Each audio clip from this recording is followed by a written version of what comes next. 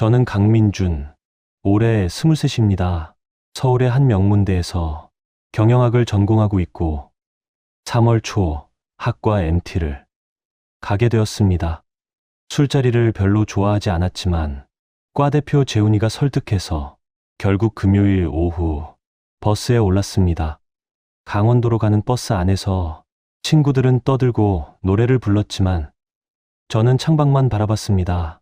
산이 가까워지고 도시가 사라지자 마음이 조금 편해졌습니다. 엄마한테 문자를 보냈고 엄마는 금방 답장을 보내왔습니다. 술 마시지 말라는 당부와 함께요. 23인데도 엄마는 여전히 저를 아기처럼 걱정했습니다.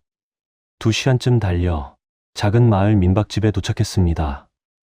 2층짜리 낡은 건물이었고 1층은 식당으로 꾸며져 있었습니다. 짐을 풀고 저녁을 먹으러 내려가자 테이블마다 삼겹살이 준비되어 있었습니다. 친구들은 소주를 따랐지만 저는 사이다를 마셨습니다. 그때였습니다. 주방에서 누군가 물잔을 들고 나왔습니다. 검은색 티셔츠에 앞치마를 두른 청년이었습니다. 저는 무심코 그를 바라봤고 그 순간 숨이 멎는 줄 알았습니다. 제 얼굴이었습니다. 아니, 정확히는 제 얼굴과 똑같은 사람이었습니다. 눈매, 코, 입술, 심지어 귀의 각도까지 똑같았습니다. 마치 거울을 보는 것 같았지만 그는 살아 움직이는 사람이었고 지금 제 앞 테이블에 물잔을 내려놓고 있었습니다. 제 손이 떨렸습니다. 청년은 주방으로 돌아갔고 재훈이가 제 어깨를 툭 쳤습니다. 야, 민준아, 너 왜 그래? 저는 정신을 차렸지만 말이 제대로 나오지 않았습니다. 근데 저 서빙하는 애, 너랑 엄청 닮았어. 옆자리 친구가 말했습니다. 너 형제 있어? 쌍둥이. 저는 고개를 저었습니다. 아니, 난 외동이야. 친구들은 신기하다며 웃었지만 저는 웃을 수 없었습니다. 단순히 닮은 게 아니었습니다. 똑같았습니다. 청년이 다시 나왔을 때 눈이 마주쳤습니다. 1초도 안 되는 짧은 순간이었지만 그 눈빛을 잊을 수 없었습니다. 놀람과 당황, 그리고 알 수 없는 감정이 섞여 있었습니다. 그는 곧 고개를 돌렸습니다. 저녁 내내 저는 음식을 제대로 먹지 못했습니다. 그 청년이 주방과 홀을 오가는 모습만 계속 눈에 들어왔습니다. 손은 거칠어 보였고 얼굴은 약간 그을려 있었습니다. 오래 일한 사람의 모습이었습니다. 가끔 미소를 지었는데 그 미소조차 제 것과 닮아 있었습니다. 식사가 끝나고 친구들은 2층에서 게임을 시작했습니다. 저는 먼저 자겠다며 구석에 누웠지만 잠이 오지 않았습니다. 머릿속에서 그 얼굴이 계속 맴돌았습니다.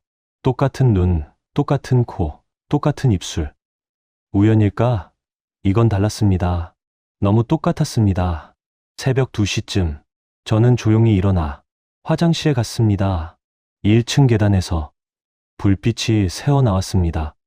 땅에는 그 청년이 혼자 앉아 테이블을 닦고 있었습니다. 어깨가 축 처져 있었고 눈 밑에 그늘이 져 있었습니다. 저는 용기를 내어 식당 안으로 들어갔습니다. 우리 눈이 다시 마주쳤습니다. 이번에는 더 길게, 더 선명하게. 저기. 제가 먼저 입을 열었습니다. 목소리가 떨렸습니다. 혹시 이름이 뭐예요?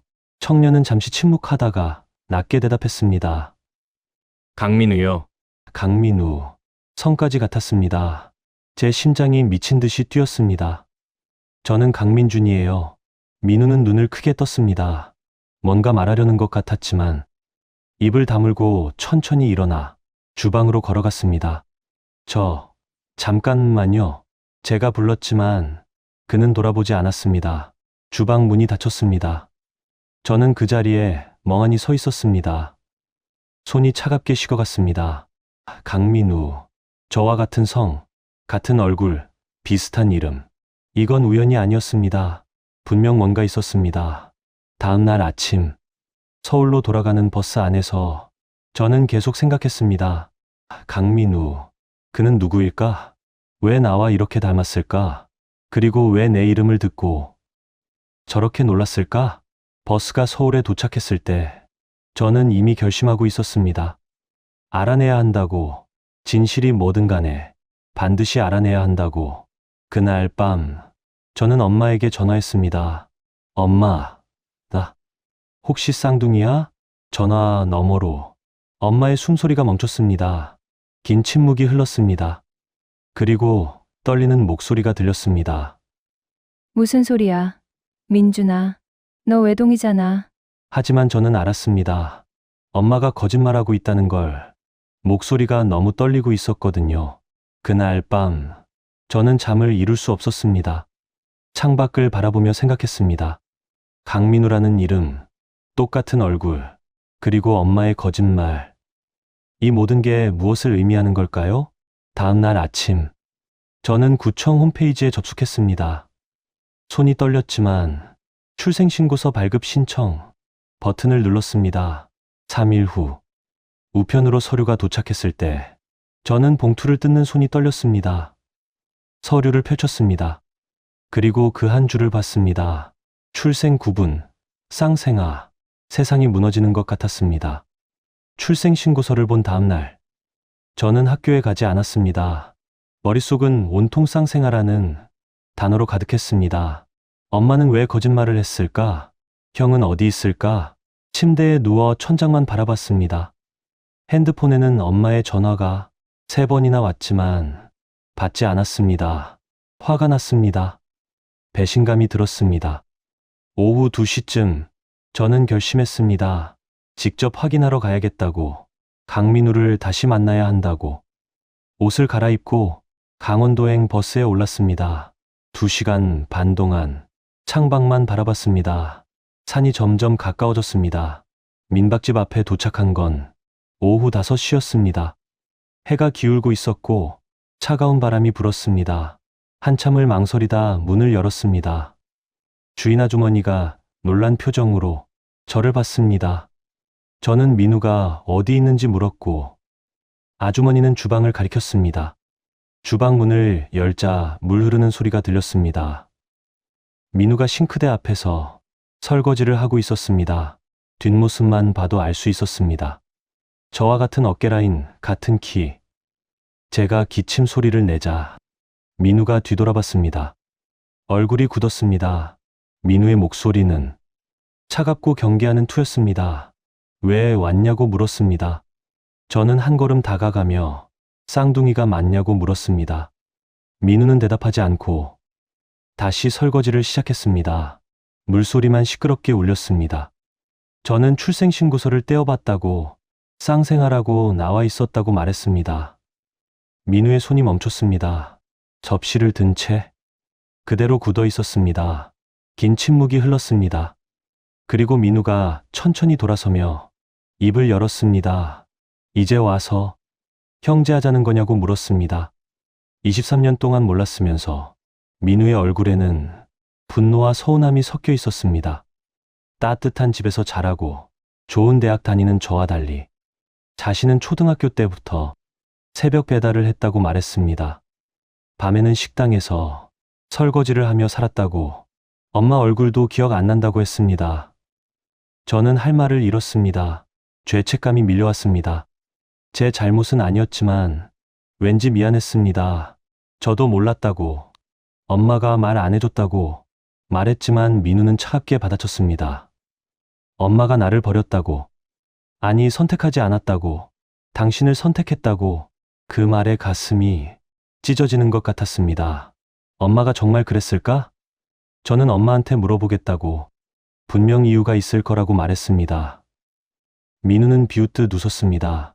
이유는 간단하다고, 가난해서 둘 다 못 키우니까 명만 선택한 거라고 말했습니다. 그리고 바쁘니 이제 가라고 했습니다. 저는 그 자리에서 움직일 수 없었습니다. 주머니에서 명함을 꺼냈습니다. 학교 동아리에서 만든 간단한 명함이었습니다. 제 이름과 전화번호가 적혀 있었습니다. 명함을 싱크대 옆에 놓고 주방을 나왔습니다. 뒤돌아보니 민우는 여전히 설거지를 하고 있었습니다. 어깨가 약간 떨리는 것 같았습니다. 서울로 돌아오는 버스 안에서 저는 계속 울었습니다. 민우의 차가운 눈빛이 잊히지 않았습니다. 당신 엄마가 나를 버렸다는 말이 귓가에 맴돌았습니다. 정말 그런 걸까? 엄마가 정말 형을 버린 걸까? 집에 도착한 건 밤 10시였습니다. 엄마가 거실에서 기다리고 있었습니다. 걱정스러운 표정이었습니다. 저는 가방을 내려놓고 엄마 앞에 섰습니다. 낮은 목소리로 말했습니다. 쌍둥이라는 걸 알았다고. 엄마의 얼굴이 하얗게 질렸습니다. 손에 들고 있던 컵이 바닥에 떨어져 깨졌습니다. 하지만 엄마는 그것도 신경 쓰지 못했습니다. 목소리가 떨렸습니다. 저는 한 걸음 더 다가갔습니다. 왜 말 안 해줬냐고, 왜 형이 있다는 걸 숨겼냐고 물었습니다. 오늘 형을 만나고 왔다고 말했습니다. 강민우, 강원도에서 아르바이트 하면서 살고 있다고. 나는 좋은 대학 다니는데 형은 새벽 배달하면서 컸다고. 제 목소리가 높아졌습니다. 엄마는 왜 나만 데려온 거냐고, 왜 형은 버렸냐고 물었습니다. 엄마가 무너졌습니다. 그 자리에 주저앉으며 울기 시작했습니다. 미안하다고, 미안하다고 계속 말했습니다. 엄마의 울음소리가 집 안에 울려 퍼졌습니다. 저는 그 모습을 보며 서 있었습니다. 화가 나면서도 마음이 아팠습니다. 엄마도 어쩔 수 없었다고 말했습니다. 이혼할 때 시어머니가 둘 다 못 키우면 한 명만 데려가라고 했다고, 정말 어쩔 수 없었다고, 아빠가 민우를 키운다고 했다고, 자신은 저라도 지켜야 한다고 생각했다고 말했습니다. 저는 더 이상 말할 수 없었습니다.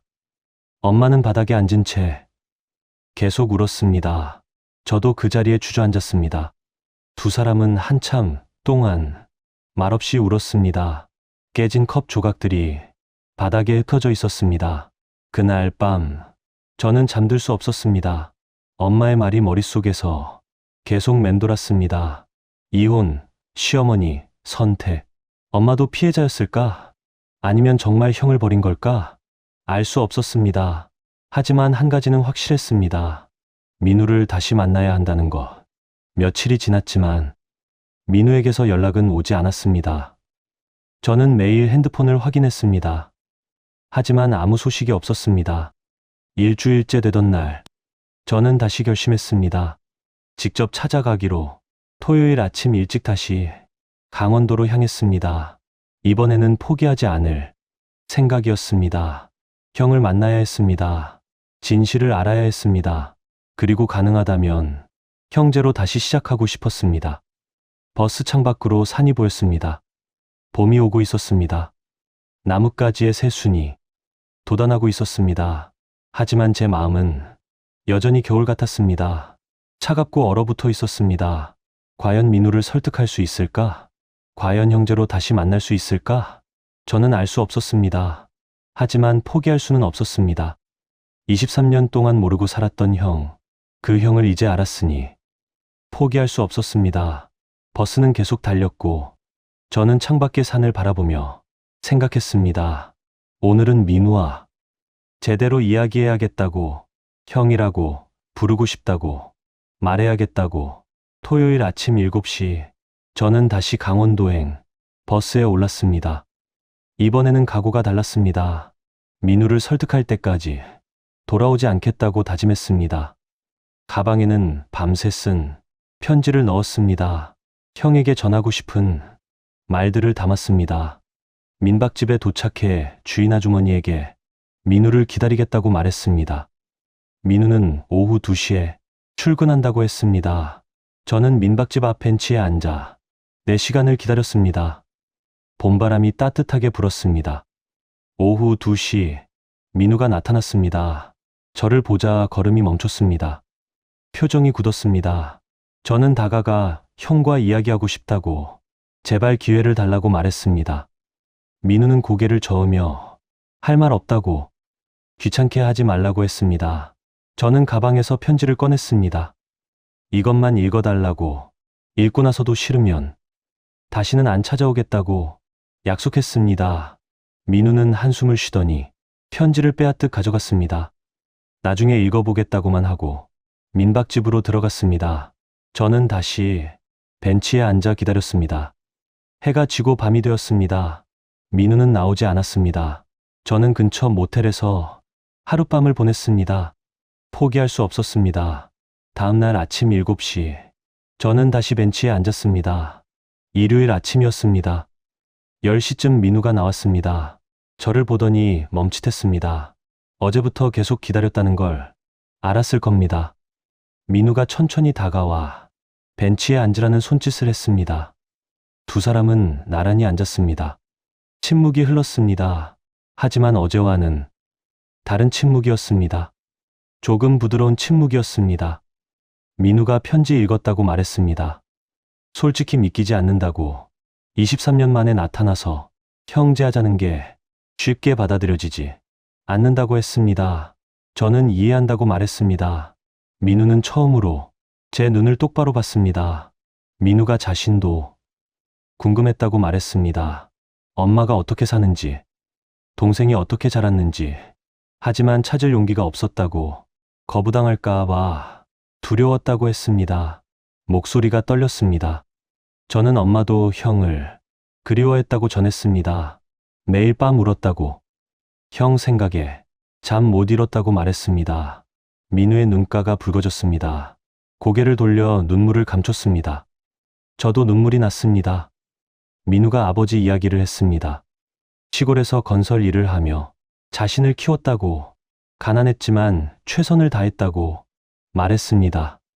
술도 끊고 담배도 끊고 오직 아들만 바라보며 살았다고, 새벽부터 밤까지 일하는 아버지의 뒷모습을 보며 자랐다고 했습니다. 저는 가슴이 아팠습니다. 돌아가셨다고 들었던 아버지가 살아계셨고 그렇게 형을 키우셨다는 게 믿기지 않았습니다. 아버지를 만나고 싶다고 말했습니다. 민우는 고개를 끄덕였습니다. 다음 주말에 아버지 계신 곳으로 데려가 주겠다고 했습니다. 하지만 아버지 앞에서 엄마 이야기는 하지 말라고, 아버지가 힘들어 하신다고 했습니다. 저는 알겠다고 약속했습니다. 민우가 일어서며 일하러 가야 한다고 했습니다. 작게 미소 지었습니다. 처음 보는 미소였습니다. 다음 주말에 연락하겠다고 했습니다. 저는 고맙다고, 기다리겠다고 말했습니다. 서울로 돌아오는 버스 안에서 저는 미소 지었습니다. 힘들었지만 포기하지 않기를 잘했습니다. 다음 주말 아버지를 만나게 됩니다. 형과 함께, 처음으로 가족이 함께하는 시간, 기대되면서도 두려웠습니다. 집에 도착하자 엄마가 기다리고 있었습니다. 저는 형을 만났다고, 조금씩 가까워지고 있다고 말했습니다. 그리고 다음 주에 아버지를 만나러 간다고 전했습니다. 엄마의 얼굴이 하얗게 질렸습니다. 23년 만에 전 남편을 만나게 된다는 소식에 충격받은 것 같았습니다. 저는 엄마의 손을 잡았습니다. 괜찮다고, 제가 잘 해결하겠다고 안심시켰습니다. 하지만 솔직히 저도 불안했습니다. 아버지는 어떤 분일까? 저를 어떻게 받아들일까? 모든 게 불확실했습니다. 일주일이 빠르게 지나갔습니다. 학교 강의를 들어도 집중이 안 되었습니다. 친구들이 뭐라고 물어도 제대로 대답하지 못했습니다. 머릿속은 온통 다음 주말 생각뿐이었습니다. 금요일 저녁, 민우에게서 문자가 왔습니다. 내일 오전 10시에 강원도 버스터미널에서 만나자는 내용이었습니다. 저는 가슴이 두근거렸습니다. 잠을 설쳤습니다. 꿈을 꿨습니다. 내 사람이 함께 식탁에 앉아 밥을 먹는 꿈이었습니다. 엄마, 아버지, 형, 그리고 저 모두가 웃고 있었습니다. 토요일 아침 일찍 집을 나섰습니다. 엄마가 배웅해 주었습니다. 엄마의 눈이 붉었습니다. 밤새 울었던 것 같았습니다.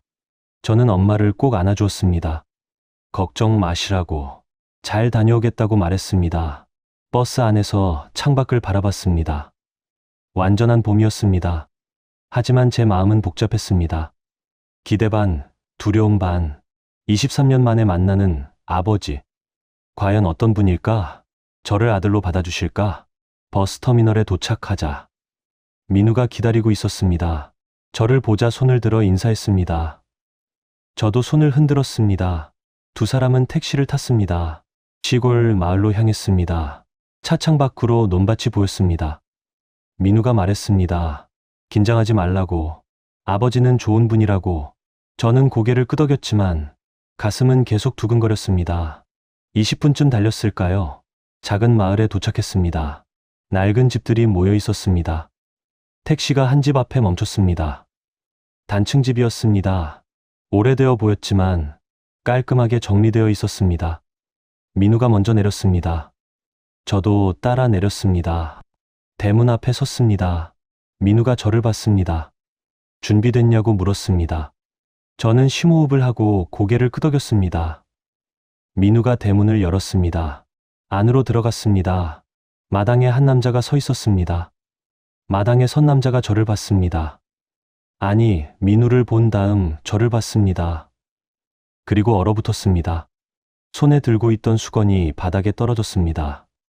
입이 벌어졌습니다. 눈이 커졌습니다. 아버지였습니다. 강태수. 제가 태어나서 한 번도 만나지 못한 아버지. 엄마가 돌아가셨다고 말했던 그 사람. 하지만 살아계셨고 지금 제 앞에 서 계셨습니다. 아버지는 54세였지만 더 늙어 보였습니다.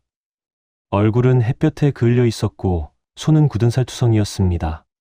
작업복 차림이었습니다. 건설 현장에서 일하시는 모습 그대로였습니다. 어깨는 넓었지만 약간 구부정했습니다. 세월의 무게가 느껴졌습니다. 아버지의 눈에서 눈물이 흘러내렸습니다. 말없이 그냥 흘러내렸습니다. 입술이 떨렸습니다. 뭐라고 말하려는 것 같았지만 목소리가 나오지 않았습니다. 민우가 먼저 다가가 저를 소개했습니다. 동생 민준이라고. 아버지는 민우를 보고 다시 저를 봤습니다. 그리고 비틀거렸습니다. 다리에 힘이 풀린 것 같았습니다. 저는 급하게 아버지를 부축했습니다. 아버지의 팔을 잡았습니다. 거칠고 딱딱했습니다. 평생 일만 하신 손이었습니다. 아버지가 제 팔을 꽉 잡았습니다. 떨리는 손으로 제 얼굴을 만졌습니다. 정말 민준이냐고 물으셨습니다. 목소리가 갈라졌습니다. 저는 고개를 끄덕이며 그렇다고 대답했습니다. 제 목소리도 떨렸습니다. 아버지가 저를 끌어안았습니다. 힘껏 안았습니다. 시멘트와 땀 냄새가 났습니다. 거친 손이 제 등을 두드렸습니다. 아버지의 어깨가 흔들렸습니다. 울고 계셨습니다. 한참을 그렇게 서 있었습니다. 마당 한가운데서 세 사람이 서로 안고 울었습니다. 봄 햇살이 따뜻하게 내리쬐었습니다. 아버지가 먼저 진정하시고 제 어깨를 잡고 한 발짝 물러나 제 얼굴을 찬찬히 보셨습니다. 많이 컸다고, 민우랑 똑같이 생겼다고 말씀하셨습니다. 우리 아들들이라고 하시며 또 눈물을 흘리셨습니다. 아버지가 우리를 집 안으로 데려갔습니다. 작은 집이었습니다. 낡았지만 깨끗했습니다. 벽에는 민우의 사진들이 걸려 있었습니다. 초등학교 입학식, 중학교 졸업식, 고등학교 사진. 민우가 자라온 과정이 보였습니다. 우리는 작은 밥상 앞에 둘러앉았습니다. 아버지가 보리차를 따라 주셨습니다. 손이 여전히 떨리고 계셨습니다. 아버지가 23년 전 이야기를 시작하셨습니다. 목소리는 낮고 무겁게 가라앉아 있었습니다. 이혼 이야기였습니다. 사업 실패, 빚, 술 그리고 시어머니의 구박. 엄마가 견디다 못해 이혼을 요구했다고 하셨습니다. 자신의 잘못이라고 무능해서 가족을 지키지 못했다고 말씀하셨습니다. 시어머니가 며느리를 너무 괴롭혔는데 말리지 못했다고. 결국 이혼하게 됐고 쌍둥이 아들을 나눠 키우기로 했다고. 엄마가 저를 안고 나가던 날을 평생 잊을 수 없다고 하셨습니다. 엄마가 울면서 민우를 보고 또 보고 떠나기 싫어했다고. 하지만 둘 다 데려갈 수는 없었다고. 형편이 안 됐다고 말씀하셨습니다. 제 가슴이 아팠습니다. 엄마가 얼마나 힘들었을까?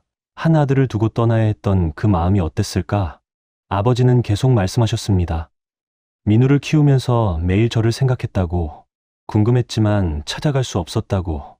엄마에게 미안했고 또 가난한 자신의 모습을 보이기 싫었다고 하셨습니다. 아버지가 제 손을 잡고 미안하다고 말씀하셨습니다. 평생 후회하며 살았다고. 눈물이 다시 흘러내렸습니다. 저는 아버지의 손을 꽉 잡았습니다. 아버지 잘못이 아니라고, 형을 이렇게 잘 키우셨다고 말씀드렸습니다. 아버지가 민우를 보며 이 아이 하나 잘 키우는 게 할 수 있는 전부였다고 하셨습니다. 술도 끊고 담배도 끊고 오직 일만 했다고 새벽부터 밤까지. 민우가 고개를 숙이고 울었습니다. 아버지가 민우의 머리를 쓰다듬으며 고생 많았다고, 못난 아버지였다고 말씀하셨습니다. 우리는 한참을 그렇게 앉아 있었습니다. 23년간 쌓인 이야기들이 조금씩 풀려나왔습니다. 아버지는 민우가 어떻게 자랐는지 말씀해 주셨습니다. 초등학교 때부터 신문 배달을 했던 것, 중학교 때는 식당에서 설거지를 했던 것, 고등학교는 야간으로 다녔던 것. 저는 듣는 내내 가슴이 아팠습니다. 저는 편하게 자랐습니다. 하지만 민우는 달랐습니다. 생존을 위해 싸워야 했습니다. 불공평했습니다. 점심시간이 되었습니다. 아버지가 라면을 끓이셨습니다. 달걀도 넣고 파도 썰어 넣으셨습니다. 서툴지만 정성스러운 손길이었습니다. 우리는 함께 밥을 먹었습니다. 작은 밥상에 세 사람이 둘러앉아 라면을 먹었습니다. 맛있었습니다. 아니, 행복했습니다. 아버지, 형과 함께 먹는 첫 식사. 23년 만에 가족 식사. 식사 후 아버지가 엄마 이야기를 물으셨습니다. 어떻게 지내시냐고, 건강하시냐고. 저는 엄마는 잘 지내신다고, 하지만 형 이야기를 꺼내면 울으신다고 말씀드렸습니다. 아버지가 한숨을 쉬었습니다. 엄마에게 미안하다고, 못난 남편이었다고 말씀하셨습니다. 지금이라도 사과하고 싶은데 용기가 안 난다고 하셨습니다. 저는 조심스럽게 서울에 한번 오시는 게 어떻냐고, 엄마를 만나보시는 게 어떻냐고 제안했습니다. 아버지는 고개를 저으셨습니다. 자격이 없다고. 민우가 끼어들었습니다. 23년이나 지났으니 이제는 용서할 때도 됐다고. 아버지는 망설이시다가 결국 다음 주말에 서울에 가보시겠다고 하셨습니다. 해가 기울었습니다. 저희는 집을 나서야 했습니다. 아버지가 대문 앞까지 배웅 나오셨습니다. 우리를 꼭 안아주시고 조심해서 가라고, 다음 주에 또 보자고 하셨습니다. 택시를 타고 떠나면서 뒤를 돌아봤습니다. 아버지가 대문 앞에 서서 손을 흔들고 계셨습니다. 작은 집, 작은 마당, 그리고 홀로 사시는 아버지. 가슴이 먹먹했습니다. 버스 안에서 민우가 고맙다고 말했습니다. 제가 없었으면 이런 일 없었을 거라고. 저는 우리 이제 진짜 가족이라고, 23년 늦었지만이라고 말했습니다. 민우가 미소 지었습니다. 처음 보는 따뜻한 미소였습니다. 두 사람은 손을 맞잡았습니다. 서울에 도착해 민우와 헤어지기 전 다음 주 계획을 세웠습니다. 아버지를 모시고 서울에 와서 엄마를 만나기로, 그리고 가능하면 네 사람이 함께 식사하기로. 23년 만에 가족 재회. 집에 들어가자 엄마가 기다리고 계셨습니다. 어땠냐고 물으셨습니다. 저는 엄마를 꼭 안았습니다. 아버지 만났다고, 다음 주에 서울에 오신다고 말씀드렸습니다. 엄마의 얼굴이 하얗게 질렸습니다. 손이 떨렸습니다. 23년 만에 전 남편을 만나게 된다는 사실. 엄마는 아무 말도 하지 못하고 그저 저를 바라보셨습니다. 그 눈빛에는 두려움과 기대가 섞여 있었습니다. 일주일이 지났습니다. 그 일주일은 제 인생에서 가장 긴 일주일이었습니다. 학교에 가도 집중이 안 됐습니다. 머릿속은 온통 이번 주말 생각뿐이었습니다. 엄마도 마찬가지였습니다. 일주일 내내 불안해하셨습니다. 밥을 제대로 드시지 못했습니다. 밤에 잠도 설치셨습니다. 한 번은 엄마가 오래된 앨범을 보고 계셨습니다. 결혼 사진이었습니다. 젊은 엄마와 아버지가 웃고 있었습니다. 엄마는 그 사진을 보며 울고 계셨습니다. 토요일 아침이 왔습니다. 저는 정장을 차려입었습니다. 엄마도 화장을 하고 계셨습니다. 손이 떨려서 립스틱을 제대로 바르지 못하고 계셨습니다. 오전 11시 민우에게서 연락이 왔습니다. 아버지와 함께 서울역에 도착했다고. 우리 집 근처 조용한 한식당으로 오후 1시에 만나기로 했습니다. 엄마와 저는 택시를 타고 레스토랑으로 향했습니다. 차 안에서 엄마는 계속 창밖만 바라보셨습니다. 손가락으로 가방 손잡이를 계속 만지작거리셨습니다. 저는 엄마의 손을 잡았습니다. 엄마가 제 손을 꽉 쥐셨습니다. 프라이빗 룸에 먼저 도착해 앉았습니다. 오후 1시 정각 문이 열렸습니다. 민우가 먼저 들어왔고 뒤따라 아버지가 들어오셨습니다. 깔끔한 정장 차림이었습니다. 평소와 다른 모습이었습니다. 아버지가 엄마를 보셨습니다. 그 자리에 멈춰 섰습니다. 두 사람이 눈이 마주쳤습니다. 23년 만의 재회였습니다. 엄마도 얼어붙었습니다. 컵을 든 채 그대로 굳어버렸습니다. 눈에서 눈물이 흘러내렸습니다. 긴 침묵이 흘렀습니다. 두 사람은 한참을 그렇게 서로를 바라보기만 했습니다. 23년의 시간이 그 시선 속에 담겨 있었습니다. 우리는 자리에 앉았습니다. 아버지와 엄마는 마주보고 저와 민우는 양옆에 앉았습니다. 음식이 나왔지만 아무도 손을 대지 않았습니다. 아버지가 먼저 입을 열었습니다. 미안하다고 23년 전 일들이 모두 자신의 잘못이라고 말씀하셨습니다. 엄마는 고개를 저으며 자신도 잘못했다고 더 버텼어야 했다고 말씀하셨습니다. 민우가 시어머니 이야기를 꺼냈습니다.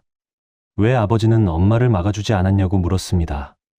아버지는 고개를 숙이고 변명의 여지가 없다고 말씀하셨습니다. 엄마가 당시 이야기를 하셨습니다. 시어머니의 구박, 그리고 이혼할 때 한 명만 데려가라는 강요, 쌍둥이를 키우기 힘들다는 이유로 가족이 갈라졌다는 사실. 저와 민우는 충격받았습니다. 민우가 말했습니다. 그래도 엄마가 자신을 버린 건 사실 아니냐고. 목소리가 떨렸습니다. 엄마가 일어나 민우 앞으로 갔습니다. 무릎을 꿇었습니다. 미안하다고, 하루도 잊은 적 없다고, 매일 밤 울었다고 말씀하셨습니다. 민우가 무너졌습니다.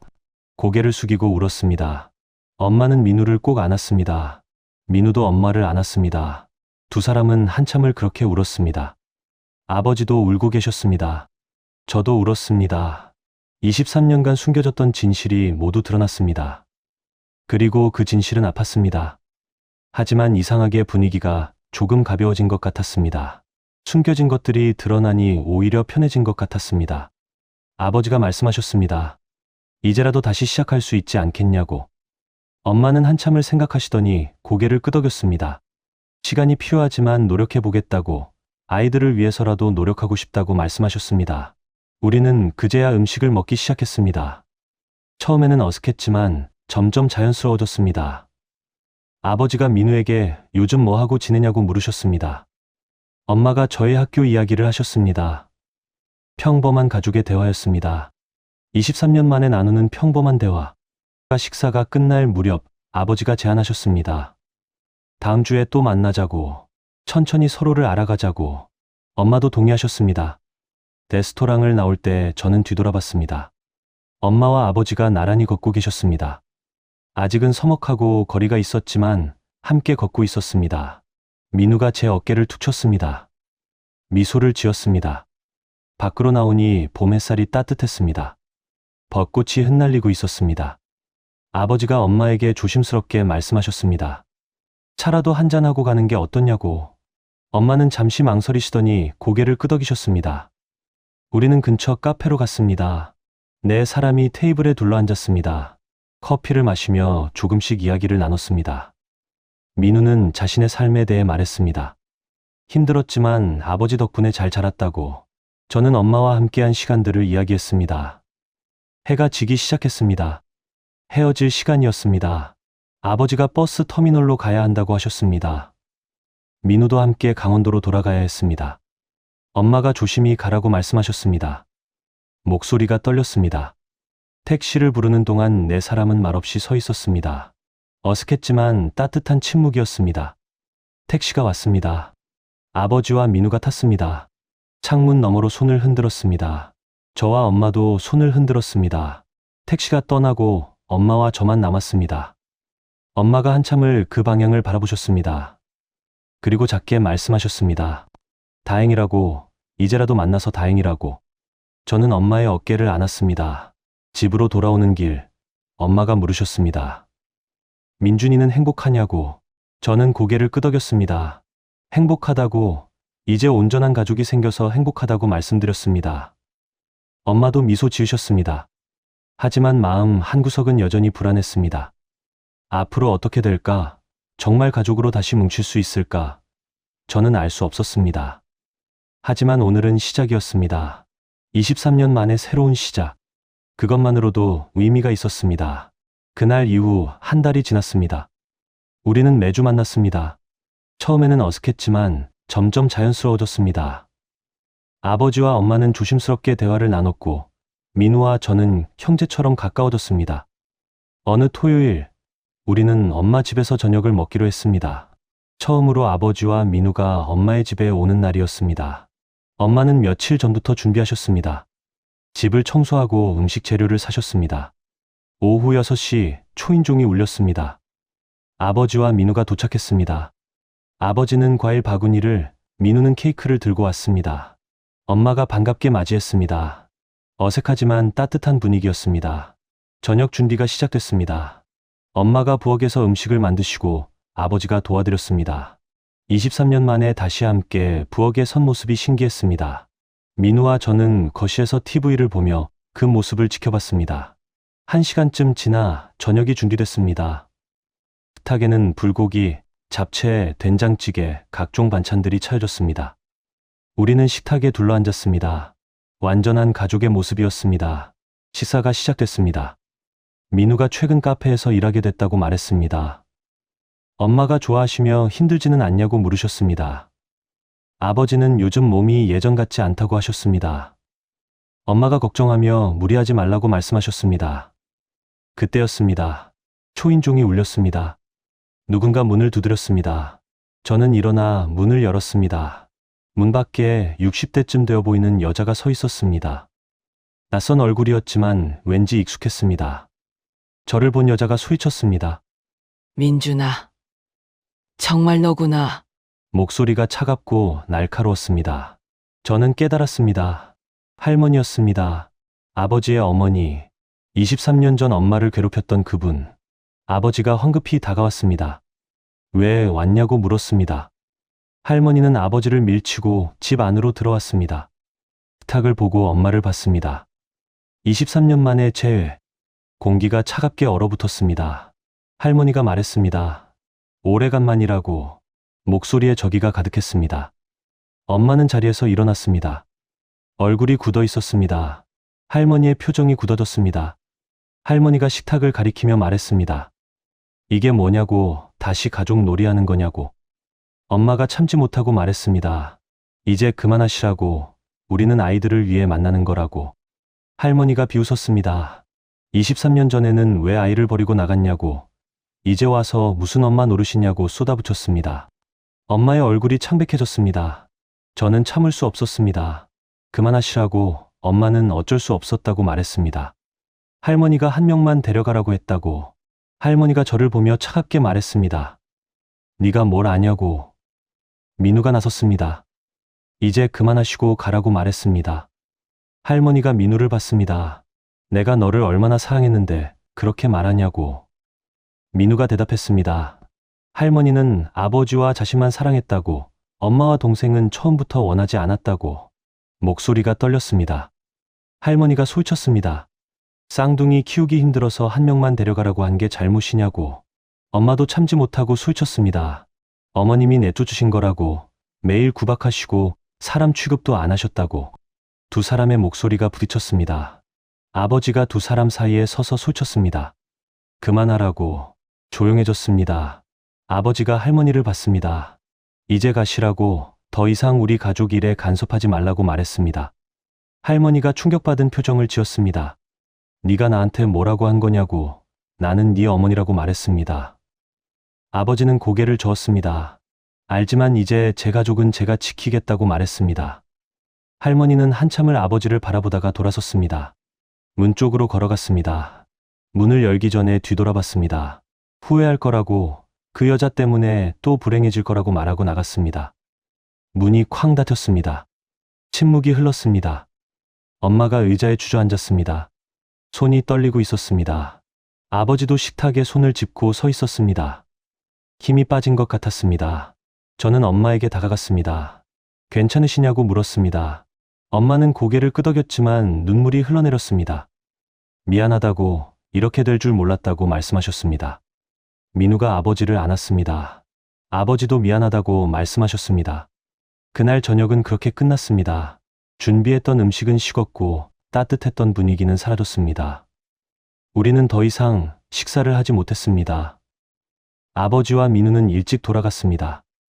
엄마와 단둘이 남았습니다. 엄마는 거실 소파에 앉아 울고 계셨습니다. 저는 엄마 옆에 앉았습니다. 괜찮아질 거라고 말했습니다. 엄마가 고개를 저었습니다.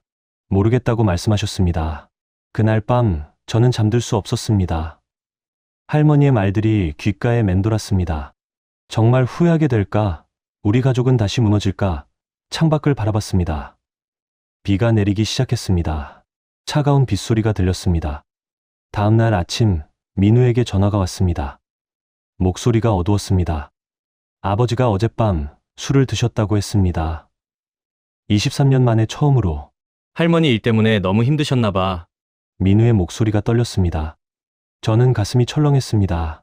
아버지가 술을 끊으신 지 23년이었습니다. 민우를 위해 끊으셨던 술. 그런데 다시 드신 겁니다. 얼마나 힘드셨으면. 며칠 후 엄마에게서도 전화가 왔습니다. 할머니가 계속 전화하신다고 했습니다. 아버지한테 연락하지 말라고, 가족을 망치지 말라고.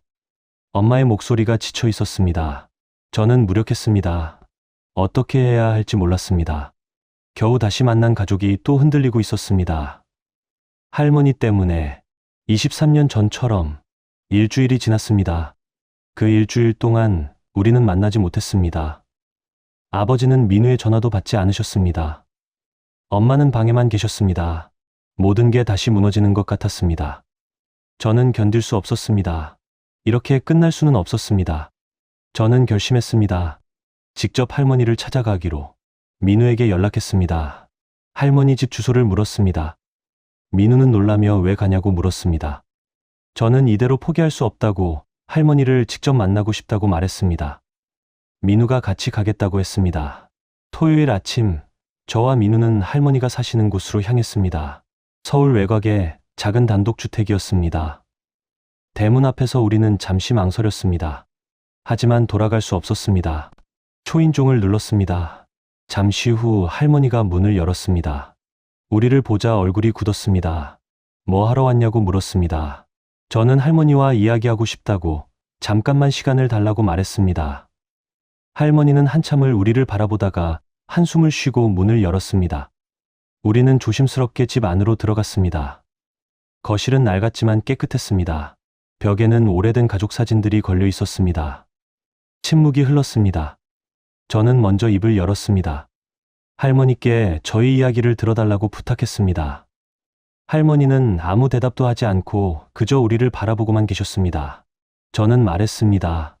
23년 동안 형이 있는 줄도 몰랐다고, 아버지가 돌아가신 줄 알았다고, 엄마가 혼자 저를 키우며 얼마나 힘들었는지 밤마다 우시는 소리를 들었다고 말씀드렸습니다. 민우도 말했습니다. 23년 동안 엄마 얼굴도 기억 못했다고, 왜 자신을 버렸을까 매일 생각했다고, 아버지가 힘들게 일하시는 거 보면서 다 자기 때문이라고 생각했다고 말했습니다. 할머니의 얼굴이 조금 흔들렸습니다. 저는 계속했습니다. 그런데 알고 보니 우리 가족은 서로 사랑하고 있었다고, 엄마도 형을 사랑했고 아버지도 저를 그리워했다고, 다만 할머니 때문에 헤어진 거였다고 말씀드렸습니다. 할머니가 입을 열었습니다. 자기 잘못이라는 거냐고. 목소리가 떨렸습니다. 저는 고개를 저었습니다. 잘못이 아니라 할머니도 힘드셨던 거라고, 쌍둥이 손주를 키우기 힘드셨을 거라고 말씀드렸습니다. 민우가 말했습니다. 하지만 이제는 우리가 컸다고, 우리가 선택할 수 있다고, 그리고 우리는 가족이 되고 싶다고, 4명이 다 함께. 할머니가 우리를 번갈아 봤습니다. 눈에 눈물이 고였습니다. 오래 침묵이 흘렀습니다. 그리고 할머니가 말씀하셨습니다. 그때가 얼마나 힘들었는지 우리는 모른다고. 남편은 일찍 돌아가시고 아들은 사업 실패해서 빚더미였고, 며느리는 집안일도 서툴렀고, 쌍둥이까지 태어나서 정신이 없었다고, 자신도 무서웠다고, 손주 둘을 제대로 키울 수 있을까. 그래서 한 명만 남기고 한 명은 보내자고 했다고, 그게 모두를 위한 거라고 생각했다고 말씀하셨습니다. 저는 조심스럽게 물었습니다. 후회하시냐고. 할머니가 고개를 끄덕였습니다. 매일 후회했다고, 엄마가 저를 안고 나가던 날 표정을 잊을 수가 없다고, 민우도 엄마를 찾아 울었다고, 그때부터 계속 후회했다고 하셨습니다. 그럼 왜 지금도 반대하시냐고 민우가 물었습니다. 할머니는 한참을 침묵하다가 말씀하셨습니다. 자존심 때문이었다고, 자신이 틀렸다고 인정하기 싫었다고, 그리고 솔직히 무서웠다고, 엄마가 아버지를 다시 불행하게 만들까봐. 저는 말했습니다. 엄마는 그런 사람이 아니라고. 엄마도 후회하면서 살았다고. 이제 다시 시작하면 안 되냐고 물었습니다. 할머니가 저를 봤습니다. 그리고 민우를 봤습니다. 한참을 우리를 바라보시다가 눈물을 흘리셨습니다. 미안하다고, 정말 미안하다고 말씀하셨습니다. 엄마한테도 미안하고 우리한테도 미안하다고. 민우가 일어나 할머니 곁으로 갔습니다. 할머니 손을 잡고 다시 시작하자고 말했습니다. 이제 모두 용서하고 다시 시작하자고. 할머니가 민우를 끌어안고 울었습니다. 저도 다가가 할머니를 안았습니다. 한참 후 할머니가 말씀하셨습니다. 엄마한테 사과하고 싶다고. 만날 수 있겠냐고. 저는 제가 연락드리겠다고 말씀드렸습니다. 그날 오후 저는 모두에게 연락했습니다. 내일 5명이 만나자고 했습니다. 처음에는 모두 망설였지만 결국 동의했습니다. 다음 날 일요일 우리는 조용한 공원에서 만났습니다. 아버지와 엄마가 먼저 도착해 계셨습니다. 서로 조금 떨어져 서 계셨습니다. 저와 민우가 할머니를 모시고 도착했습니다. 엄마가 할머니를 보자 몸이 굳었습니다. 할머니도 마찬가지였습니다. 두 사람은 말없이 서로를 바라봤습니다. 할머니가 먼저 입을 열었습니다. 정이야. 목소리가 떨렸습니다. 엄마는 대답하지 못하고 눈물만 흘렸습니다. 할머니가 말씀하셨습니다. 미안하다고. 23년 전에도, 지난주에도 다 자기가 잘못했다고. 엄마가 얼마나 힘들었을지 이제야 알겠다고. 용서해 줄 수 있겠냐고 물으셨습니다. 엄마는 한참을 할머니를 바라보다가 고개를 끄덕였습니다. 자신도 미안하다고, 어머님을 이해하지 못했다고, 어머님도 힘드셨다는 걸 이제 안다고 말씀하셨습니다. 두 사람은 천천히 다가가 서로를 안았습니다. 23년간의 원한이 눈물로 씻겨 내려갔습니다. 저와 민우, 그리고 아버지는 그 모습을 지켜봤습니다. 아버지도 눈물을 흘리고 계셨습니다. 할머니가 민우와 저에게 다가왔습니다. 미안하다고, 사랑한다고 말씀하셨습니다. 우리도 할머니를 안았습니다. 우리는 공원 벤치에 나란히 앉았습니다. 할머니, 아버지, 엄마, 민우, 그리고 저. 완전한 가족이었습니다. 아버지가 말씀하셨습니다. 이제 진짜 새로 시작하는 거냐고. 모두 고개를 끄덕였습니다. 엄마가 할머니 손을 잡았습니다. 할머니도 엄마 손을 꽉 잡았습니다. 봄바람이 불었습니다. 따뜻한 바람이었습니다. 공원의 벚꽃이 흩날렸습니다. 꽃잎이 우리 위로 떨어졌습니다. 마치 축복처럼. 할머니가 말씀하셨습니다. 다음 주에 자기 집에 다 같이 모이자고. 자기가 밥 해주겠다고. 엄마가 미소 지으며 도와드리겠다고 말씀하셨습니다. 23년. 길다면 긴 시간이었습니다. 하지만 끝이 아니었습니다. 새로운 시작이었습니다. 우리 가족의 새로운 시작. 6개월이 지났습니다. 벌써 가을이 왔습니다. 나뭇잎이 노랗게 물들고 바람이 선선해졌습니다. 많은 것이 달라졌습니다. 저는 여전히 대학에 다니고 있습니다. 하지만 이제는 혼자가 아닙니다. 매주 토요일 오전 형 민우가 저희 학교 근처 카페로 찾아옵니다. 검정고시를 준비하고 있거든요. 저는 형에게 수학과 영어를 가르쳐주고 있습니다. 처음에는 어색했습니다. 23년 동안 따로 살았던 형제가 갑자기 가까워질 수는 없었으니까요. 하지만 조금씩, 정말 조금씩 변해갔습니다. 민우는 공부하면서 가끔 저를 보고 웃었습니다. 우리 얼굴이 똑같다는 걸 새삼 신기해하면서요. 어느 토요일 오후, 카페에서 공부를 마치고 우리는 같이 걸었습니다. 학교 앞 단풍길이었습니다. 민우가 말했습니다. 덕분에 수학 성적이 많이 올랐다고. 다음 달 검정고시에 자신 있다고. 저는 당연하다고, 형은 원래 머리가 좋다고 말했습니다. 민우가 멈춰섰습니다. 저를 보며 말했습니다. 고맙다고. 자기 인생에서 이렇게 따뜻한 시간은 처음이라고. 목소리가 떨렸습니다. 저는 뭘 그런 걸 가지고 그러냐고, 우리 형제잖아요라고 말하며 웃었습니다. 민우도 웃었습니다. 진짜 웃음이었습니다. 엄마와 아버지도 변했습니다. 매주 일요일, 우리는 할머니 집에서 만납니다. 처음 몇 번은 정말 어색했습니다. 23년의 세월이 쉽게 지워지지는 않았으니까요.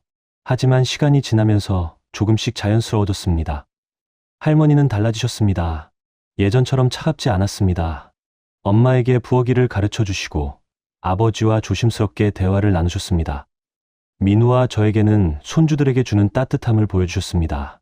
한 달 전 할머니가 엄마께 말씀하셨습니다. 김장을 같이 하자고. 엄마는 처음에 놀라셨지만 곧 웃으며 좋다고 하셨습니다. 그날 할머니 집 마당에서 엄마와 할머니가 나란히 앉아 배추를 절이는 모습을 봤습니다. 두 사람은 웃으며 이야기를 나누고 계셨습니다. 23년 전에는 상상도 못했을 장면이었습니다. 아버지와 엄마의 관계도 조금씩 회복되고 있습니다. 다시 부부가 되지는 않았습니다. 그럴 수도 없었습니다. 너무 오랜 시간이 흘렀고 각자의 삶이 있었으니까요. 하지만 서로를 이해하고 존중하는 사이가 되었습니다. 지난주 일요일 저녁을 먹고 나서 아버지와 엄마가 마당을 산책하셨습니다. 창문 너머로 그 모습을 봤습니다. 두 사람은 조금 떨어져 걷고 계셨지만 같은 방향을 보고 있었습니다. 가끔 엄마가 뭔가 말씀하시면 아버지가 고개를 끄덕이셨습니다. 평화로운 모습이었습니다. 민우가 제 옆으로 왔습니다. 함께 그 모습을 봤습니다. 23년 동안 엄마는 항상 지쳐 있었고 슬퍼 보였습니다. 하지만 이제는 달랐습니다. 웃으셨습니다.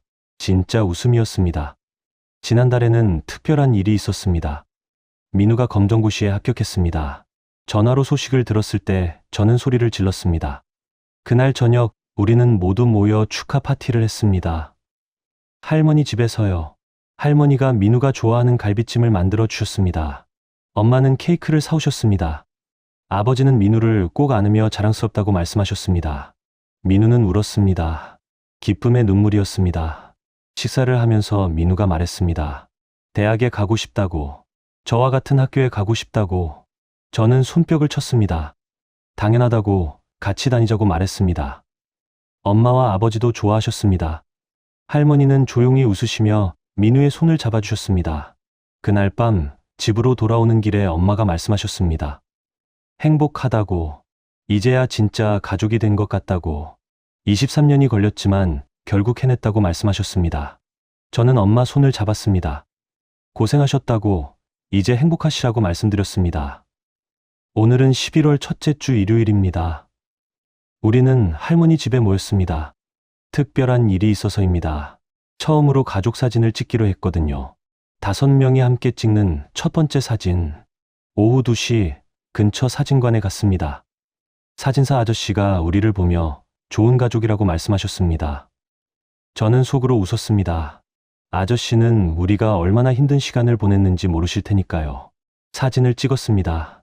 할머니가 가운데, 그 옆에 아버지와 엄마, 그리고 민우와 제가 앉았습니다. 사진사 아저씨가 웃으라고 했습니다. 우리는 웃었습니다. 진심으로 웃었습니다. 플래시가 터졌습니다. 찰칵. 그 순간이 영원히 기록되었습니다. 우리 가족의 새로운 시작이. 사진을 받아드는 날, 엄마가 지갑을 꺼내셨습니다. 그 오래된 지갑. 안에는 여전히 쌍둥이 초음파 사진이 들어있었습니다. 30년 된 낡은 사진. 엄마가 매일 보며 울었던 그 사진. 엄마가 새 가족 사진을 그 옆에 조심스럽게 넣으셨습니다. 2장의 사진이 나란히 놓였습니다. 30년 전의 약속과 오늘의 실현. 엄마의 눈에서 눈물이 흘렀습니다. 하지만 슬픈 눈물이 아니었습니다. 안도의 눈물이었습니다. 저는 엄마를 안았습니다. 민우도 엄마를 안았습니다. 세 사람은 한참을 그렇게 서 있었습니다. 말이 필요 없었습니다. 이제 저는 압니다. 가족이란 완벽할 필요가 없다는 것을. 23년 동안 헤어져 있었어도, 오해하고 상처받았어도 다시 만날 수 있다는 것을. 그리고 용서할 수 있다는 것을. 우리 가족은 이제 시작입니다. 완전하지 않습니다. 여전히 어색할 때도 있고 힘들 때도 있습니다. 하지만 함께 있습니다. 그것만으로 충분합니다. 다음 주 민우가 대학 원서를 쓸 겁니다. 저와 같은 학교, 같은 과를 지원할 거래요. 합격하면 내년 3월부터 우리는 같은 캠퍼스를 걸을 겁니다. 쌍둥이 형제로서 23년 늦게 시작하는 우리만의 시간. 엄마와 아버지도 조금씩 가까워지실 겁니다. 다시 부부는 아니어도 친구는 될 수 있을 거예요. 할머니도 엄마와 더욱 친해지실 거고요. 시간이 필요하겠지만 우리는 이제 포기하지 않을 겁니다. 창밖으로 가을 단풍이 보입니다. 잎들이 떨어지고 있습니다. 하지만 봄이 오면 새 잎이 돋을 겁니다. 우리 가족처럼. 오랜 겨울이 지나고 드디어 맞이한 봄처럼 저는 지갑에서 명함을 꺼냅니다. 6개월 전 민우에게 줬던 그 명함. 민우는 그걸 버리지 않고 지금도 가지고 있대요. 저도 민우가 준 것이 하나 있습니다. 민박집에서 쓰던 앞치마. 민우가 그만두는 날 기념으로 줬습니다. 작은 것들입니다.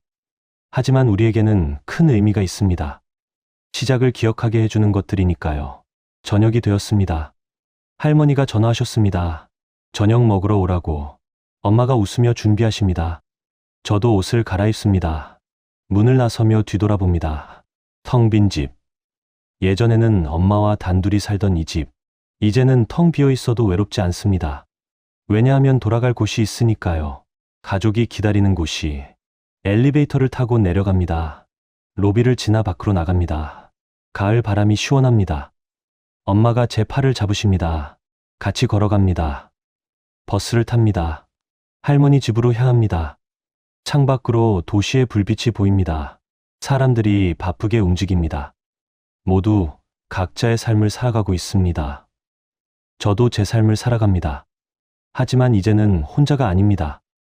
형이 있고, 엄마가 있고, 아버지가 있고, 할머니가 계십니다. 완전한 가족. 23년 늦게 완성된 퍼즐. 버스가 멈춥니다.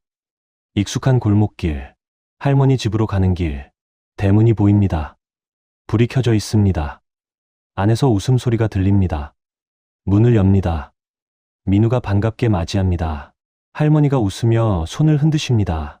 아버지가 고개를 끄덕이십니다. 식탁에는 따뜻한 음식들이 차려져 있습니다. 김치찌개, 불고기, 시금치나물, 그리고 할머니의 손맛이 담긴 여러 반찬들. 우리는 둘러앉습니다. 밥을 먹습니다. 이야기를 나눕니다. 웃습니다. 가끔 눈물도 납니다. 하지만 행복합니다. 진짜 행복합니다. 민우가 저를 봅니다. 웃습니다. 저도 웃습니다. 거울을 보는 것 같지만 이제는 낯설지 않습니다. 형입니다. 제 쌍둥이 형. 23년 만에 찾은 가족. 엄마가 말씀하십니다. 다음 주에는 외식하러 가자고. 5명이 함께. 모두 좋다고 합니다. 할머니도 고개를 끄덕이십니다. 저녁이 깊어갑니다. 하지만 아무도 서둘러 가려 하지 않습니다. 이 시간이 아깝습니다. 이 따뜻함이 소중합니다. 밤 10시 우리는 집으로 돌아갑니다. 할머니가 배웅해 주십니다. 조심히 가라고 하십니다. 다음 주에 보자고 하십니다. 저는 알겠다고 인사합니다. 골목을 걸으며 뒤돌아봅니다. 할머니 집 불빛이 아직 켜져 있습니다. 따뜻한 불빛입니다. 제 마음도 따뜻합니다. 집에 도착합니다. 저는 잠깐 밖에 섭니다. 하늘을 봅니다. 별들이 반짝입니다. 6개월 전을 생각합니다. MT에서 민우를 처음 만난 그날, 충격과 혼란 속에서 시작된 여정. 힘들었습니다. 아팠습니다. 울었습니다. 하지만 결국 해냈습니다. 우리는 다시 가족이 되었습니다. 완벽하지 않지만 함께합니다. 그것이 가장 중요합니다. 문을 열고 들어갑니다. 엄마가 주방에서 차를 끓이고 계십니다. 저는 방으로 갑니다. 책상 위에 민우의 사진이 있습니다. 지난주에 같이 찍은 사진. 저와 민우가 나란히 웃고 있습니다. 사진을 봅니다. 웃습니다. 행복합니다. 내일은 또 어떤 일이 있을까요? 하지만 두렵지 않습니다. 가족이 있으니까요. 함께할 사람들이 있으니까요. 창문을 엽니다. 가을 바람이 들어옵니다. 새로운 시작의 바람 같습니다. 우리 가족은 23년 늦게 다시 만났습니다. 완벽하지 않습니다. 여전히 풀어야 할 것들이 있습니다. 하지만 이제는 함께입니다. 5명이 함께. 그것으로 충분합니다. 내년 봄, 민우가 대학에 오면 우리는 캠퍼스를 함께 걸을 겁니다. 사람들이 우리를 보고 쌍둥이라고 말할 겁니다. 저는 웃으며 대답할 겁니다. 네, 쌍둥이 형제예요. 우리는 23년 만에 다시 만났어요. 그리고 그 이야기를 할 겁니다. 길고 힘들었지만 결국 행복한 결말을 맞이한 이야기를. 헤어졌다가 다시 만난 가족의 이야기를. 침대에 눕습니다. 눈을 감습니다. 우리의 이야기는 끝이 아닙니다. 시작입니다. 진짜 시작. 그리고 저는 압니다. 앞으로도 우리는 계속 함께할 것이라는 것을 가족으로서 영원히